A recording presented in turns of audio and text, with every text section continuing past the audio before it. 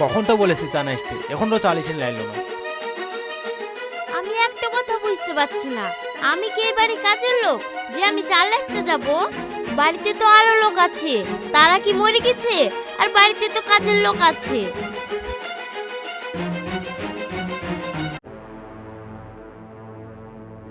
তোর এতক্ষণ লাগলো চালে আসতে? কি মনে করো আমাকে?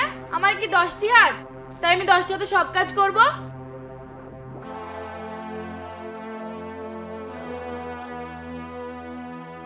কলি, তোর বড়দার জন্য চা নাস্তা নেই।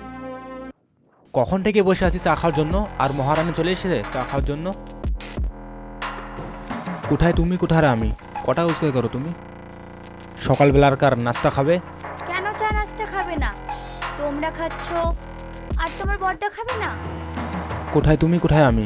ক টাকা ইনকাম করো সকালবেলা চলে এসো নাস্তা খাওয়ার জন্য? মানলাম তুমি আমার বড় ভাই, কিন্তু আমি বড় ভাই বলে কাউকে মানি না। দেখো সেলিম, তুমি তোমার বড়দাকে অপমান করতে পারো না, ওর সাথে এরকম বেয়াদবিও করতে পারো না। থামো, আমি একটা কথা বলতে চাই। দুই ভাইয়ের মধ্যে কথা হচ্ছে, তুমি কেন অত নাক গলাচ্ছ? আমিও তো এখানে বসে আছি, কই আমি তো বলছি না। কিন্তু আজ যা তোমরা করলে, একদম ঠিক করলে না। তোমার বড়দার মুখ থেকে খাবারটা কেড়ে নিয়ে একদম ভালো করোনি। আমি তো তোমাদের বৌদি, আমার সাথে কিভাবে আচরণ করতে হয় সেটাও তোমরা জানো না। কিছু বলতে গেলেই মুখের ওপর দি কথা। চুপ করো তুমি, আমি বাজারে গেলাম, পারলে তুমি খেলেও।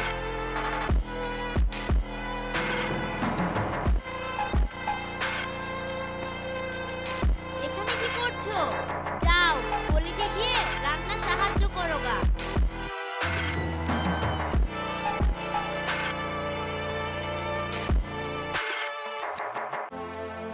তুমি ঠিকই বলেছো, আরো বেশ বেশি করে বলবা যেন ঘৃণা করে বাড়ি থেকে চলে যায়।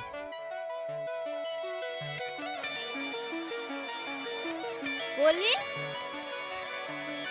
শোন, তোকে বললাম আমার বিছানা ঠিক করতে, আর তুই এই ফকিনের হাতে পাতে কাজে গিয়ে দিচ্ছিস। তোকে আর এই কাজেই রাখবো না। বৌদি, বড় বৌদি কাজ করছিল, আমি দেখলাম খুব কষ্ট হচ্ছিল, সেই জন্য আমি সাহায্য করছিলাম। আমি এক্ষুনি যাচ্ছি আপনার বিছানা গুছোতে।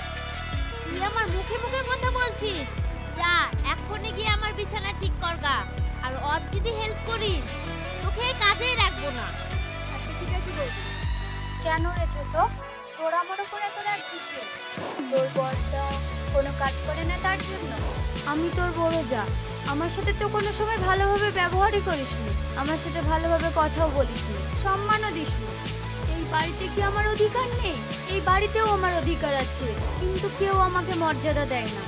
দেখ ছোট, কলিকে আমি ইচ্ছা করে ডাকিনি, ওই এসেছে। তাড়াতাড়ি রান্না না হলে তুই রেগে গিয়ে বকাবকি করবি বলে আমি কলিকে বলেছিলাম একটু হাতে ফাতে এগিয়ে দেওয়ার জন্য, শুধু তোর কথা ভেবে। যত সব ঢং দেখি বাসি না।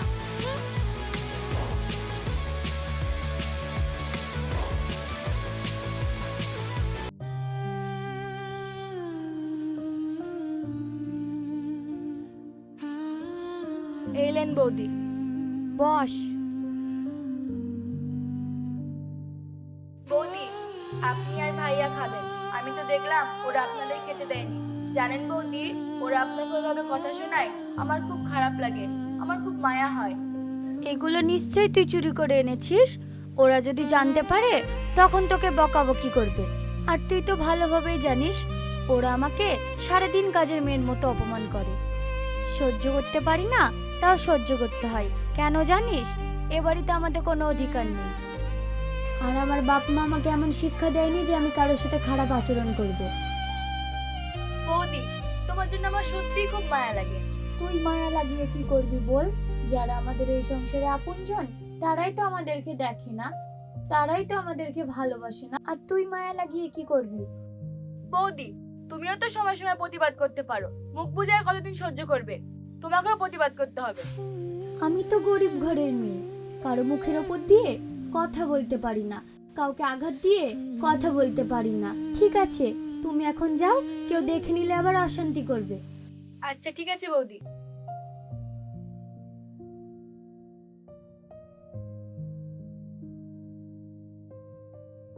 সালমা, এই অ্যাপেলগুলো কোথায় পেলে?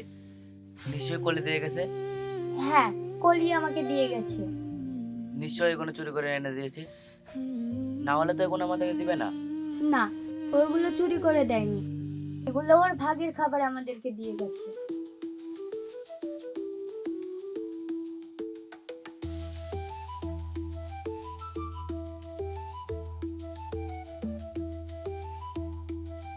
ওখানে রাখছো কেন?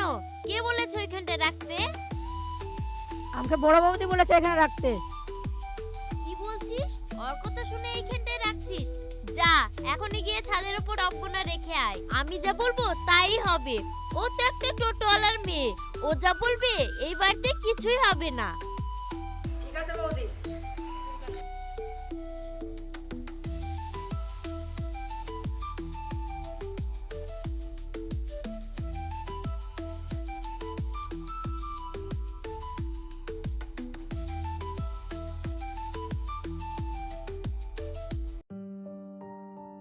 বৌমা, তুমি রনিকে বলতে পারো না কিছু একটা কাজ করতে?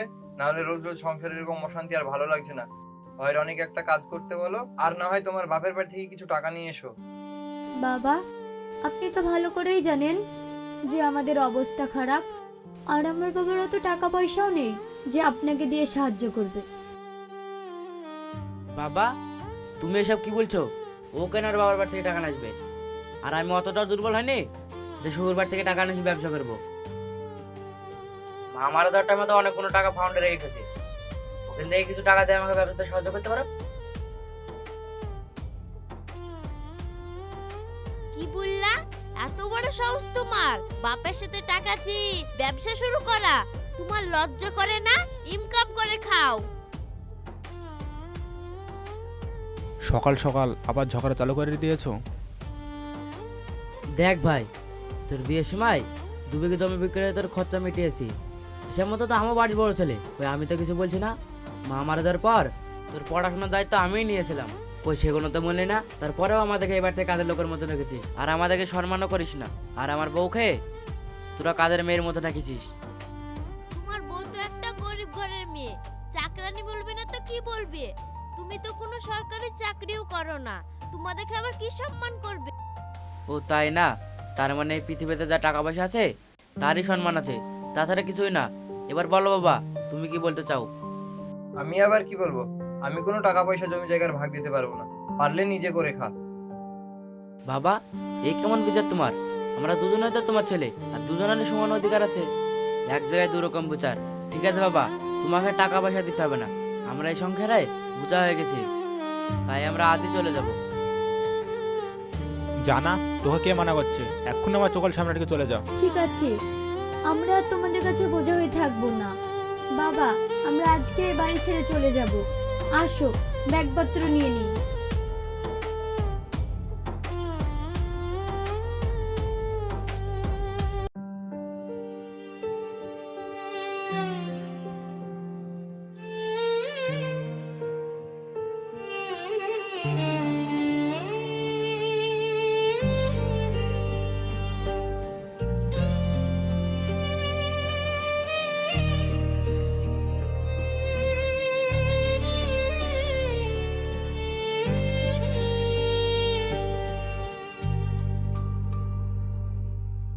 তুমি চিন্তা করো না, আল্লাহ আমাদের জন্য কোনো না কোনো ব্যবস্থা ঠিকই করেছে।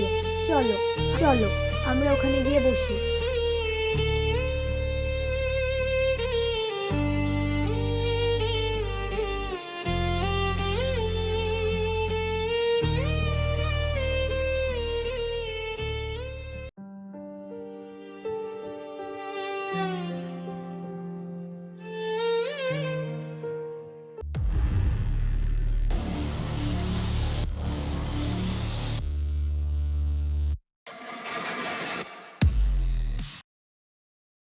আপনার কিছু হয়নি তো? লিন ভাই আপনার ব্যাগ। কে ভাই আপনি? আপনি আমাকে বাঁচালেন। আপনি না থাকলে আমার এতগুলো টাকা আর প্রয়োজনীয় ফাইল ছিল ব্যাগের মধ্যে। আজ ব্যাগটা যদি আমি না পেতাম তাহলে আমার অনেক বড় ক্ষতি হয়ে যেত। আপনাকে যে কি বলে ধন্যবাদ দেব বুঝে উঠতে পারছি না। গাড়িটা খারাপ হওয়ার কারণে আমি হেঁটে যাচ্ছি, কিন্তু আপনারা এখানে কি করছেন? কোথায় যাবেন? চলুন আপনাদেরকে আমি পৌঁছে দিয়ে আসি। সত্যি বলতে ভাই, আমাদের থাকার মতন কোনো জায়গা নেই। কোথায় যে যাব সেটা আমরা নিজেও জানি না। ও তাই? তো চলেন আপনি আমার সাথে আমার বাড়ি। আমার যে উপকার করলেন আর আমি আপনার সাহায্য করব না? কাল থেকে আমার অফিসে আপনি কাজ করবেন।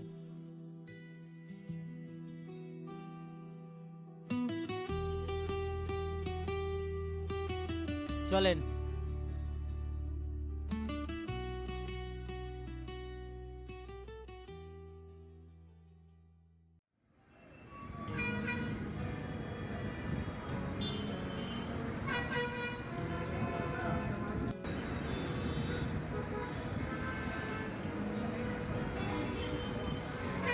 রনি, তোমার 6 মাস হয়ে গেল অফিসে জয়েন করা।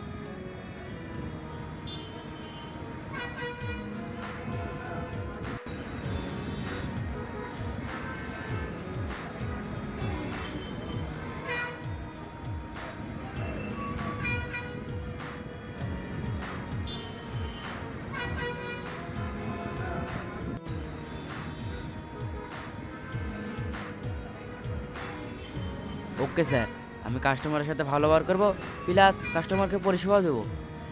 হ্যাঁ, ভেরি গুড।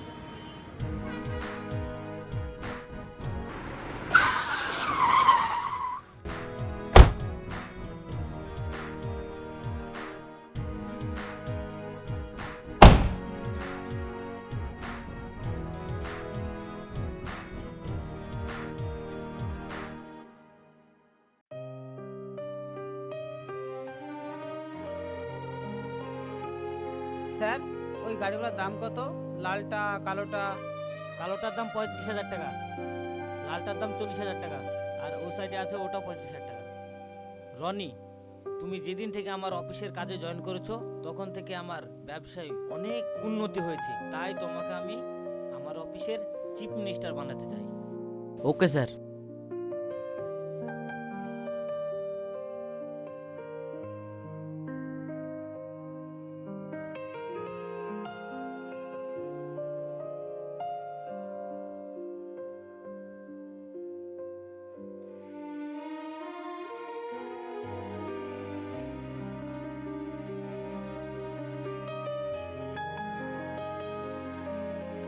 বুঝতে পেরেছো?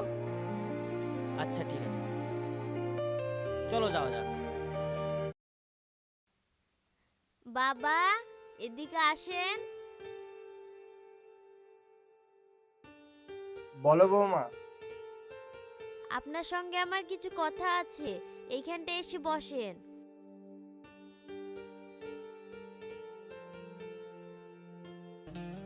বলো বৌমা, কি বলবে?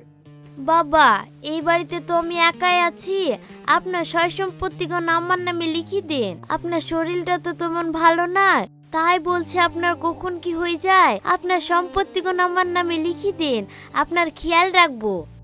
বাবা, তোমার বড় ছেলেটা তোমার কোনো খোঁজ খবর রাখে না? তোমার যাটা খোঁজ খবর আমরা রাখি। হিসাব মতন তোমার যা সম্পত্তি আছে আমাদের নামে লিখে দাও। কি বললি? সম্পত্তি তোর নামে লিখে দেবো? কেন? সম্পত্তি লিখে না দিলে তুই আমাকে দেখবি না? ও, এখন বুঝতে পারছি, সম্পত্তি নেওয়ার লোভেই তুই আমার সাথে এতদিন নাটক করছিস। আমার বড় ছেলে অনেক ভালো ছিল, তার কোনো কিছুতেই লোভ ছিল না। আর আমার বড় বৌমা আমাকে অনেক ভালোবাসতো, আমার অনেক সেবা যত্ন করতো। আরে তোরা তো শুধু টাকা আর সম্পত্তি চাস, আমি তোদের নামে কোনো সম্পত্তি লিখে দিতে পারবো না। আমার বড় ছেলে অনেক দূরে থাকলেও তার সমান অধিকার আছে, আমি তাকে সমান অধিকার দেবো। দেখেছো তোমার বাপের কথা, আমাদের কিছুই ভালো লাগে না, বড় ছেলের উপর দরদ উতলে পড়ছে। থামো, আমি দেখছি যে কিভাবে সম্পত্তি নিতে হয়। সম্পত্তি না দিলে ঘাট ধাক্কা দিয়ে বের করে দিব। দেখছিস কি স্বার্থপর তোরা? এবার তোদের আসল রূপে আসলি তো, আমি মরে গেলেও তোদের সম্পত্তি লিখে দিতে পারবো না। যাও, দলিলটা নিয়ে এসো, কি করে যে না দেয় আমিও দেখছি।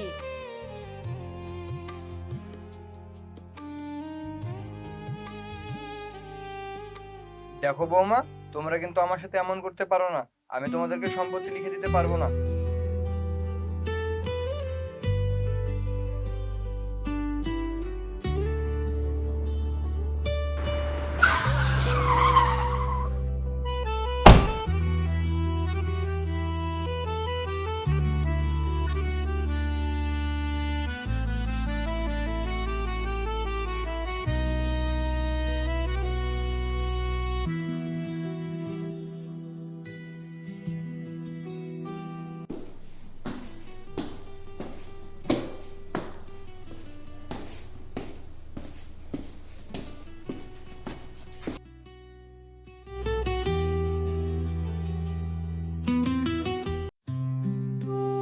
বাবা তুই আমাকে এখান থেকে নিয়ে চল, এরা খুব বাজে, এরা জোর করে সব সম্পত্তি আমার কাছ থেকে লিখে নিতে চাইছিল।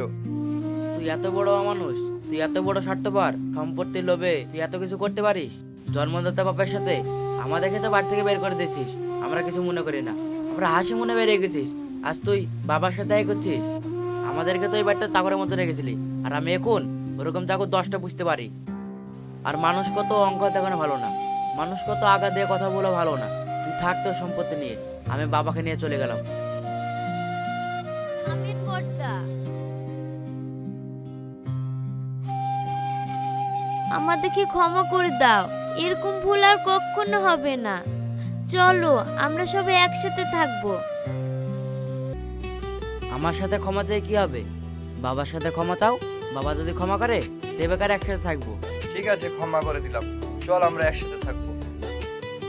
বাবার উপর অত অত্যাচার করলে তাও তোকে বাবা ক্ষমা করে দিল। বাপ বাপই হয়, বুঝতে পারলি?